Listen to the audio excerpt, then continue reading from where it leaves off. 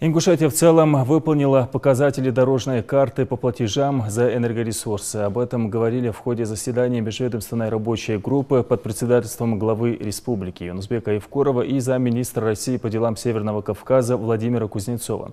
При этом платежная дисциплина именно физических лиц вызывает вопросы.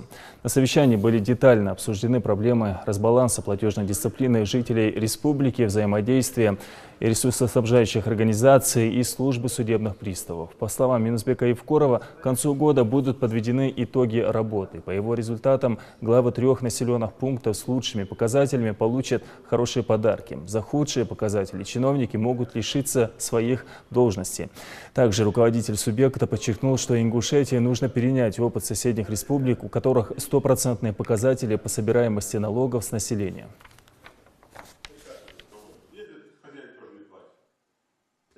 Есть плюсы в бюджете республики, есть местные бюджеты, стопроцентная оплата, есть хорошие сдвиги по активам, по консолидации, есть хорошие наработки у силового блока, но, к сожалению, самая большая проблема, которая есть, это, вот, конечно, те долги, которые по населению за газ и за электроэнергию. Почему у некоторых руководителей плюс 1 или 2%, товарищ председатель правительства, разберитесь. Мне отдельный план буквально на 10-11 месяцев. Какие показатели должны быть. Все силы бросить на то, чтобы выровнять ситуацию, улучшить ситуацию, в том числе не только по бюджетным организациям, по местному бюджету, по ЖКХ, но и по населению. Все энергоснабжающие организации должны каждый день свою работу выкладывать на своих соцсетях. И мы должны видеть, чем вы там занимаетесь. Деятельность тех структур, которые должны жестко реагировать на незаконные действия тех или иных граждан. Потому что по судебным приставам. В процентном соотношении мне вот докладывают, что вы там собрали там 10, 15, 20%, не интересует. У нас должна была быть. Еще раз сейчас посмотрите, как я поставил задачу. Уточните, когда мне должны были доложить по дорожной карте, я сказал уточнить ее по разбалансу, по потерям.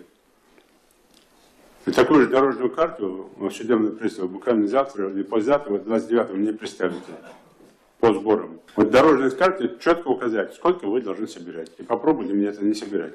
А вы уже там посмотрите с учетом роста. Если там с первого квартала там, следующего года пойдет рост по сборам, тогда можно там дорожную карту крутить и пойдет дорожной картой работать. Отслеживать незаконное подключение для участковых в том числе. И второе, повторное подключение. Там, где есть рецидивы реально, здесь я тоже просил бы максимально подключиться и, ну, если не ежемесячно, то хотя бы ежеквартально давайте сделать разбор. Какую работу в этом плане проводит. И третий вопрос. Когда это по отдельно программу надо сделать, план сделать, вот сегодня протокол включите, третий вопрос. Это был по квартирным домам. Когда, ну, где-то процентов у нас, сейчас мы зайдем микрорайон целый, это целый город в городе, почти 1000 квартир. Это очень сильно влияет на дисциплину, платежную дисциплину граждан. Ну и крайний вопрос. У нас хороший есть опыт в регионах. Председатель правительства составит план выезда, изучения опыта.